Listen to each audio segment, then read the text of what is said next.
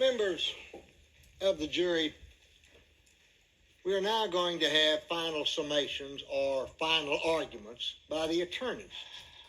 Now, I need to remind you again that what a lawyer says during the course of the trial, in opening statement or in final summation, is not evidence. Evidence you've heard from the witness stand, from stipulations, or from exhibits that have been introduced during the trial. Listen very carefully to what they say. Since the burden is on the United States government to prove guilt beyond a reasonable doubt, the prosecution has the opportunity to address you first. Then the defendant's attorney will address you. Then the final summation will be done by the prosecution. Mr. Bugliosi, you may proceed, sir. Mr. Spence, Judge Bunton, ladies and gentlemen of the jury, in the brief time I have to address you in this historic trial, I want to point out what must already be obvious to you, that Lee Harvey Oswald and Lee Harvey Oswald alone is responsible for the assassination of President John F. Kennedy, our young and vigorous leader whose presidency stirred the hopes of millions of Americans for a better world and whose shocking death grieved and anguished an entire nation. But before I summarize that evidence for you against Mr. Oswald, evidence that conclusively proves his guilt beyond all reasonable doubt, I want to discuss several issues with you which the defense has raised during this trial. Several factors make it clear that Kennedy and Connally were struck by the same bullet. There's absolutely no evidence of the existence of any separate bullet hitting Connally. With respect to whether or not any shots were fired from the grassy knoll, I want to make the following observations. Firstly, it is perfectly understandable that the witnesses were confused as to the origin of fire. Not only does Dealey Plaza resound with echoes, but here you have a situation of completely unexpected shots over just a matter of a few moments. When you compound all of that with the fact that the witnesses were focusing their attention on the President of the United States driving by, a mesmerizing event for many of them, and the chaos, the hysteria, the bedlam that engulfed the assassination scene, it's remarkable that there was any coherence at all to what they thought they saw and heard. Human observation, notoriously unreliable under even the most optimum situation, has to give way to hard scientific evidence. And we do have indisputable scientific evidence in this case that the bullets which struck President Kennedy came from his rear, not his front.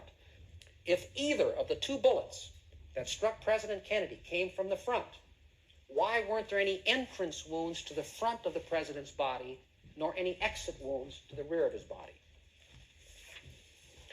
Ladies and gentlemen of the jury, it could be more obvious that there was no gunman at the grassy knoll. No one saw anybody with a rifle in that area. No weapon, nor expended cartridges from a weapon were found there. It didn't happen. With respect to Ruby killing Oswald, the evidence is overwhelming that he was a very emotional man.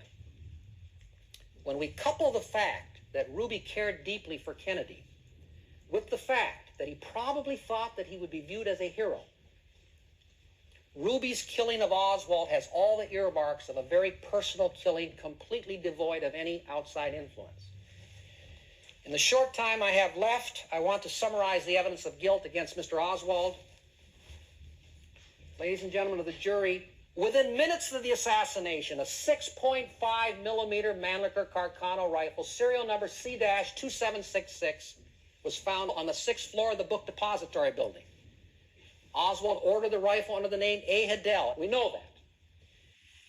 We know from the testimony of Monty Lutz, the firearms expert, that the two large bullet fragments found inside the presidential limousine were parts of a bullet fired from Oswald's rifle to the exclusion of all other weapons. We also know from the firearms people that the 3 expended cartridge casings found on the floor right beneath that 6th floor window, undoubtedly the same casings that Mr. Norman heard fall from above, were fired in and ejected from Oswald's rifle to the exclusion of all other weapons. So we know, not just beyond a reasonable doubt, we know beyond all doubt that Oswald's rifle was the murder weapon that caused that terrible, terrible spray of brain matter to the front. worst sight that I've ever seen in my entire life.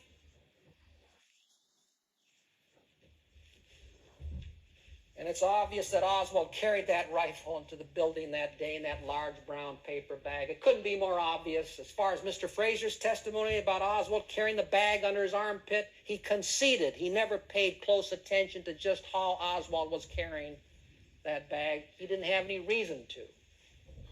At this point, if we had nothing else, how much do you need? If we had nothing else, this would be enough to prove Oswald's guilt beyond all reasonable doubt. But there's so much more. Let's look at Oswald's conduct. November the 22nd, 1963, the day of the assassination, was a Friday. Whenever Oswald would go to visit his wife in Irving,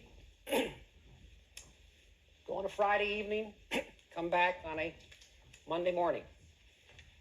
On the week of the assassination, however, for the very first time, he goes there on a Thursday evening, obviously to get his rifle for the following day.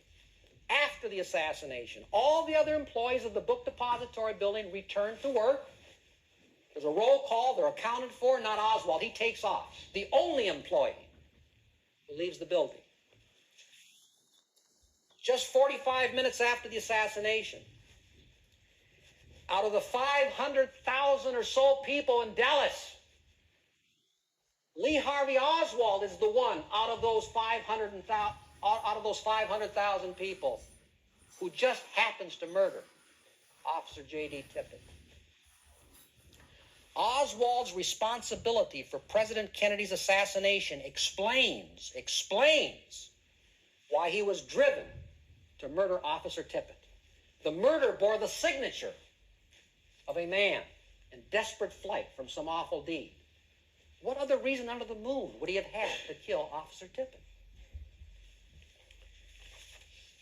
Normally, ladies and gentlemen, in a murder case, a verdict of guilty brings about a certain measure of justice, obviously a limited amount of justice, but a certain measure of justice for the victim and his or her surviving loved ones.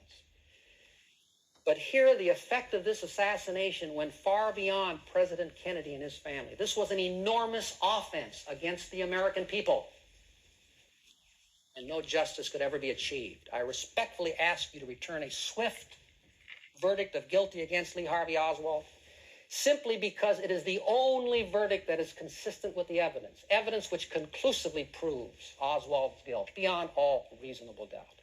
Thank you, ladies and gentlemen. Thank you, Mr. Bugliosi. Mr. Spence, you may proceed, sir. Thank you.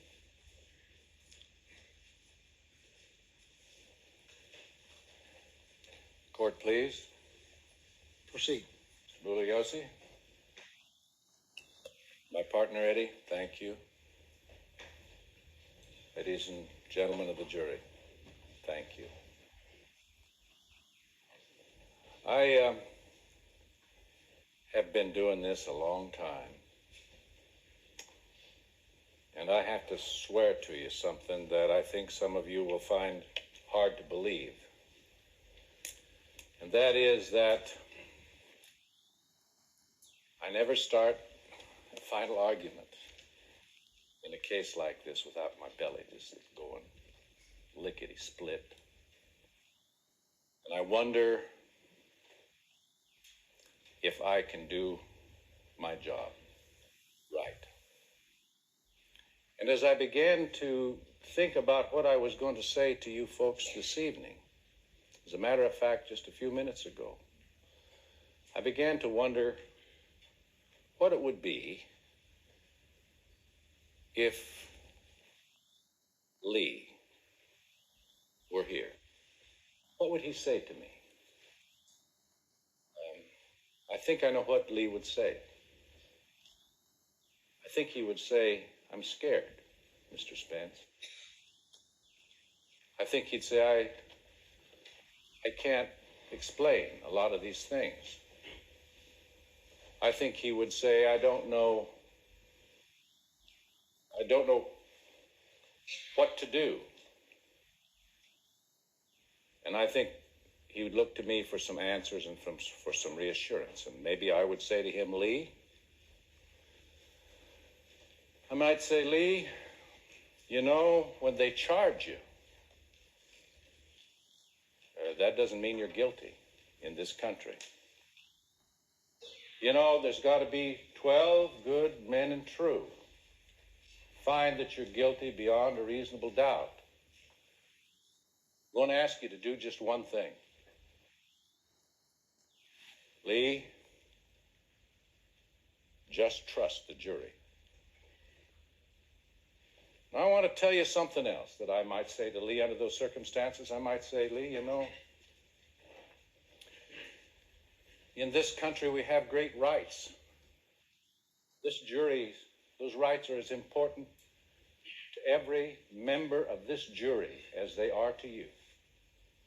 Because when a member of this jury demands that those rights be given to you, they are protecting those rights for themselves.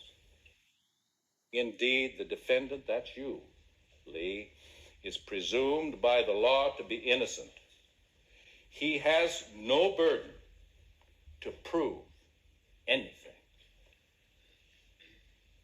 Did you hear that? He has no burden to prove anything. That means that all of the proof has to come from the government. And they have to prove this case to you beyond a reasonable doubt. They have to prove every element of this case beyond a reasonable doubt. And when there are reasonable doubts that are raised by this evidence, which was my obligation to do, fairly if I could, they must dispel those doubts. Not one of them, not two of them, not 17 of them, but the raft of doubts that you have heard in this case have to somehow disappear unanimously in the minds of every one of you. And I need to say something to you that's very important to me. Each one of you have the power individually to say no. If one single doubt remains in your mind, you have the right and the responsibility, the duty to have the courage to say no. And I turn to Lee Oswald and I say, Lee Oswald, this jury is composed of people that have the courage to say no. That's what I'd say to Lee Oswald in this case. Well, this is a case in which we have searched for the truth. I will tell you, there is only one truth. There is only one truth in this case, and that is the truth that nobody knows the truth. Nobody understands the truth. There is one truth in this case, and that is the closet involved here is locked, still locked. They won't tell us what's in the closet. This man turns to me and suggests to you that I have some obligation to prove something that is in his locked closet. That's the truth that's ultimately involved in this case. Now,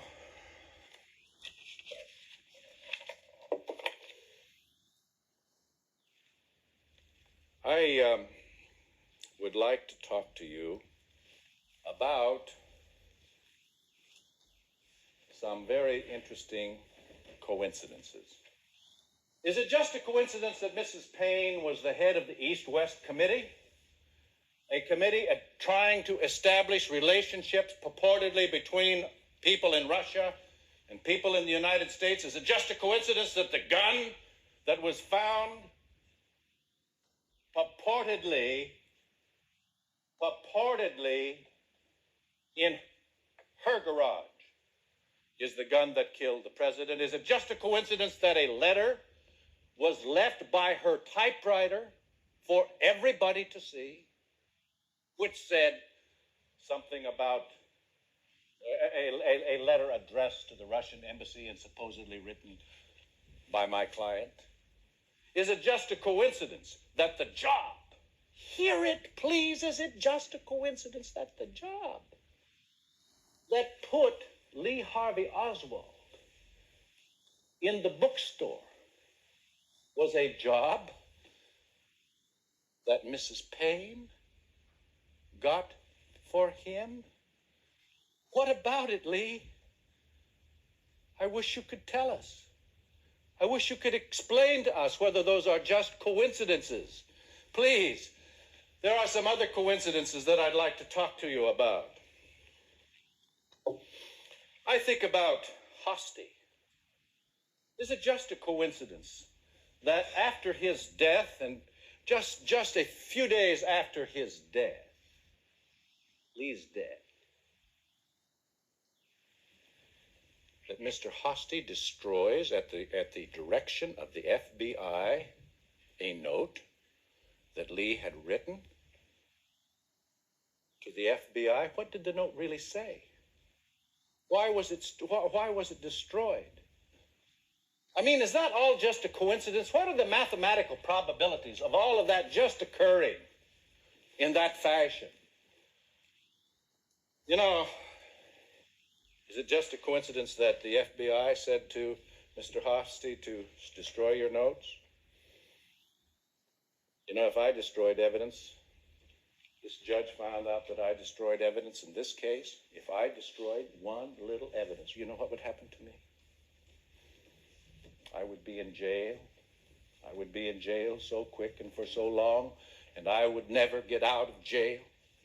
Did it ever strike you funny that there should be a man who comes into this court and says, we ain't got any brain?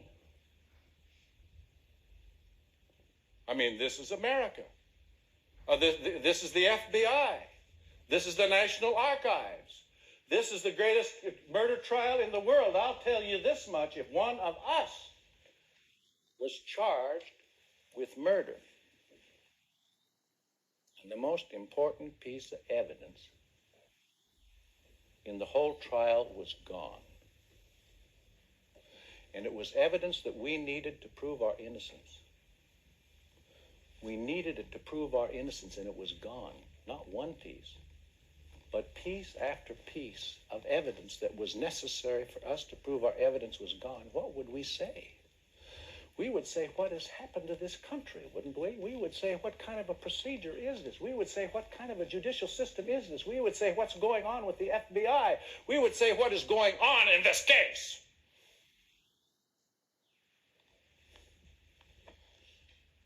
I can hear Lee Oswald saying, I'm a patsy. You know, look at Ruby. Now let's add to the coincidences. Here is Ruby, long associated with the mafia. Here is Ruby, a man who has had years of experience in relationships with the ugliest, vilest, most vicious mafia characters that are known. You saw the chart of how Ruby's telephone calls went, and suddenly they went sky high, skyrocketed to the mafia characters. Isn't it a coincidence that in the hospital, there was Mr. Ruby again? How comes he appears over and over everywhere? Now, let's look at some other ideas here that I have that I want to talk to you very quickly about. If you were going to pick somebody, in this case, to set up, who would you pick? Would you pick somebody who was poor and lowly, somebody who couldn't defend himself, somebody who had already set himself up? Would you do that? Let's ask some other questions.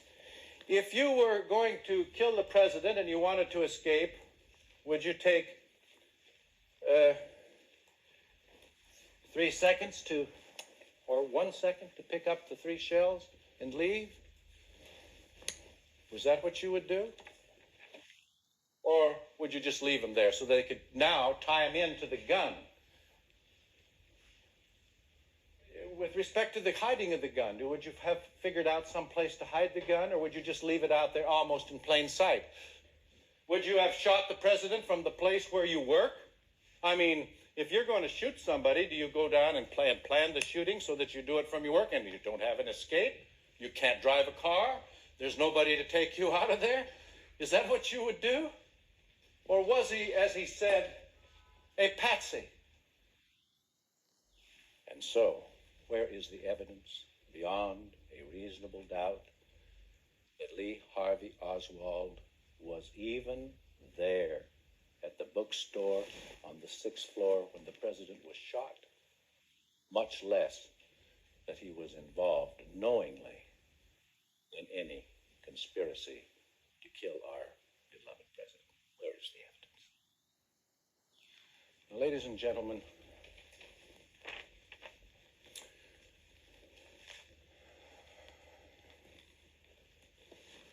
I sometimes tell a story in very special cases about an old man and a smart-aleck boy and a bird. And this is a very special case. And I want to leave you with this story because it's an important story. It's a story about a smart-aleck boy who wanted to show off an old man and to make a fool out of an old man. And the smart-aleck boy had a plan as to how he was going to make a fool out of the old man. He'd found a bird out in the wilderness, a little bird that he brought to he had in his hand. And his plan was to go up to the old man and say to the old man, "Old man, what do I have in my hand?" And the wise old man would say, "You have a bird, my son." And then the smart-aleck boy's plan was to say, "But wise old man, is the bird alive or is it dead?" And if the old man said the bird is dead, then the smart-aleck boy would open his hands and the bird would fly off free into the forest and into the woods. But if the old man said the bird is alive, then the smart-aleck boy figured that he would crush it until all of the life was out of the bird and it was dead. He'd open his hands and say, "See, wise old man, the bird is dead." So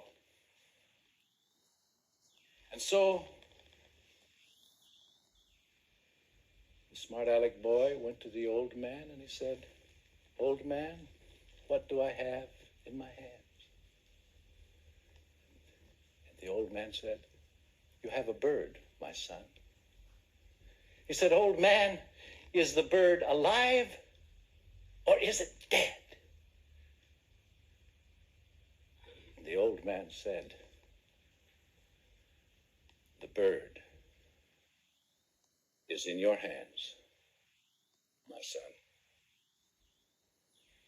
And so, ladies and gentlemen of the jury, I give you and place into your hands the history of this country and the case of Lee Harvey Oswald. I thank you. Thank you, Mr. Spence. Mr. Bugliosi, you may proceed, sir. Thank you, Your Honor. Your Honor, defense counsel, ladies and gentlemen of the jury, based on the evidence in this case, Lee Harvey Oswald is as guilty as sin, and there's nothing that Mr. Spence can do about it.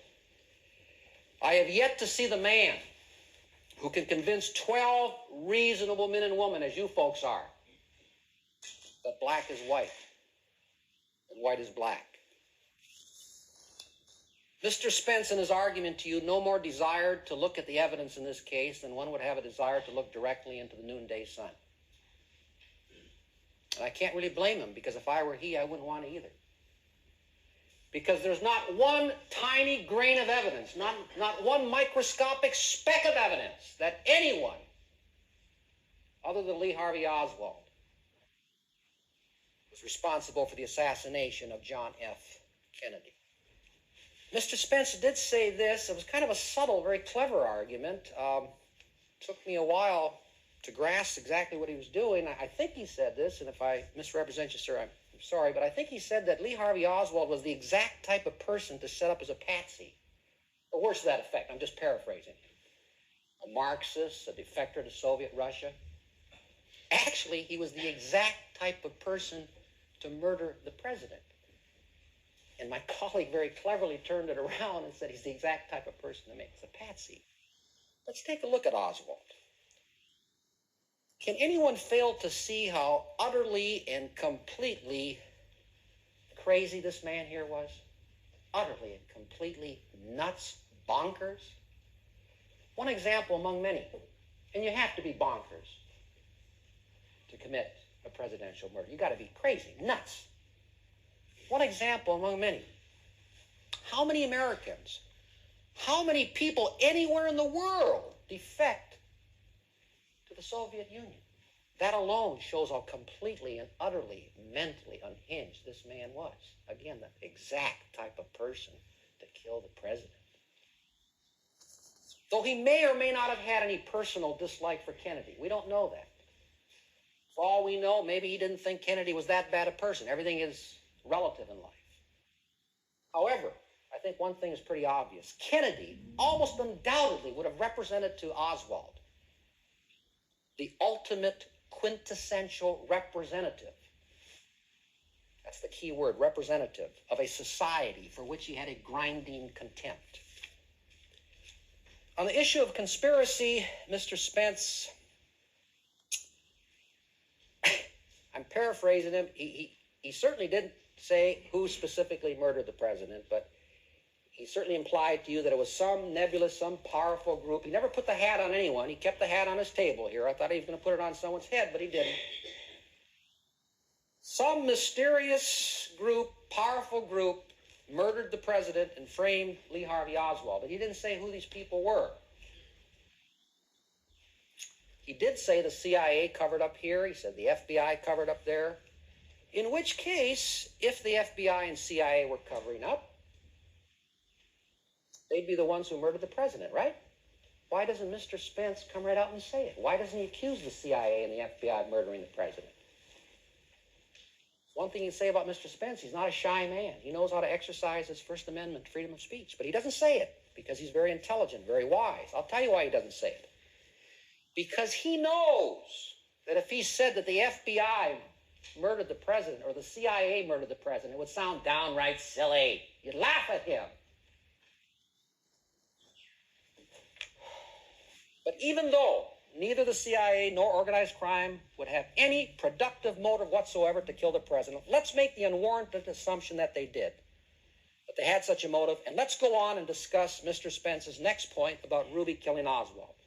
Mafia contract killers are always selected with utmost care. I mean, the one chosen to kill Oswald would be everything that Jack Ruby was not.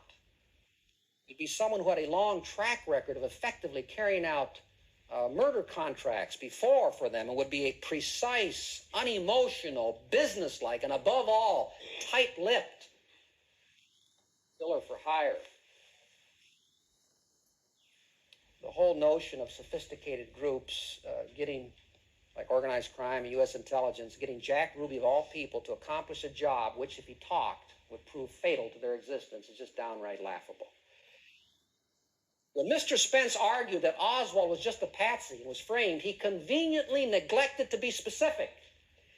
How was Lee Harvey Oswald framed?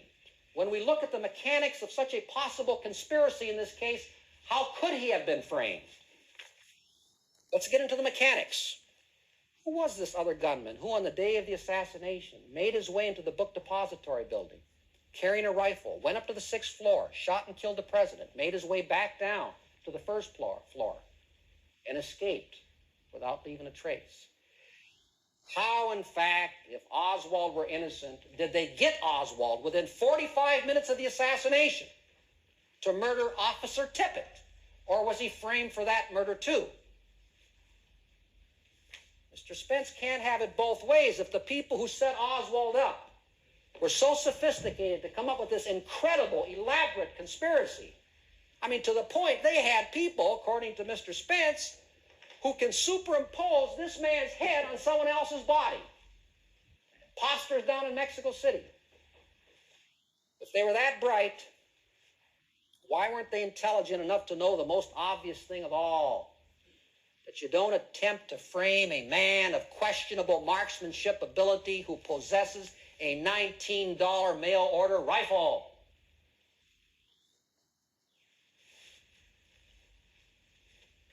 As surely as I am standing here, as surely as night follows day, Lee Harvey Oswald, acting alone, is responsible for the murder of President John F. Kennedy.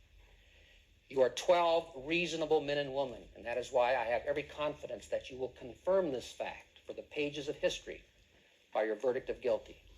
Thank you so very much, ladies and gentlemen. Members of the jury, now that you've heard all of the evidence in the case, as well as the final arguments and summations by the lawyers, it becomes my duty to instruct you on the rules of law that you must follow in arriving at your decision in this case. The indictment is not evidence of guilt. Indeed, the defendant is presumed by the law to be not guilty. He has no burden to prove anything. The United States government has the burden of proving the defendant guilty beyond a reasonable doubt. And if it fails to do so, you must acquit the defendant. I caution you, members of the jury, that you're here to determine whether the accused is guilty or not guilty from the evidence in this case, and nothing else.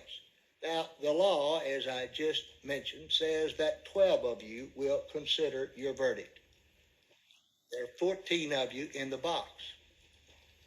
The two alternates, Mrs. Boscope and Mr. Mullins, let me thank you very much from the bottom of my heart, and I know I speak for counsel and other members of the court. You'll be excused, and the 12 of you will begin your deliberations. And with that, we'll stand in recess, awaiting the jury determination. Thank you. We'll stand in recess. Please rise. Court will stand in recess, awaiting the jury's determination.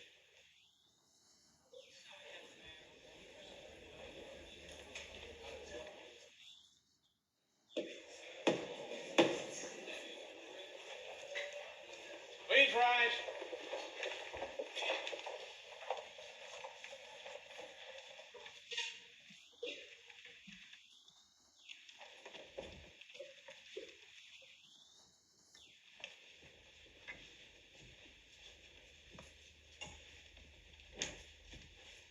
You may be seated. I have a note here which reads as follows. Your Honor, we have reached a unanimous verdict dated November 22, 1986, signed Jack Morgan, foreperson. Mr. Morgan, have you reached a verdict? We have, Your Honor. If you would, please, if you just hand it to the marshal. You may be seated.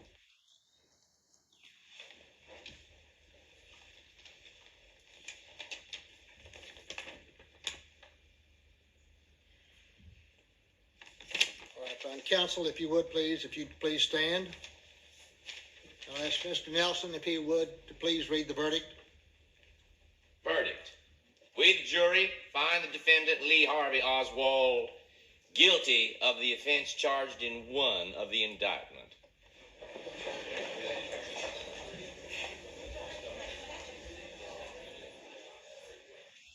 After returning a verdict of guilty, the jury was asked to consider whether Oswald had acted alone or with others. The majority concluded that he was the sole assassin.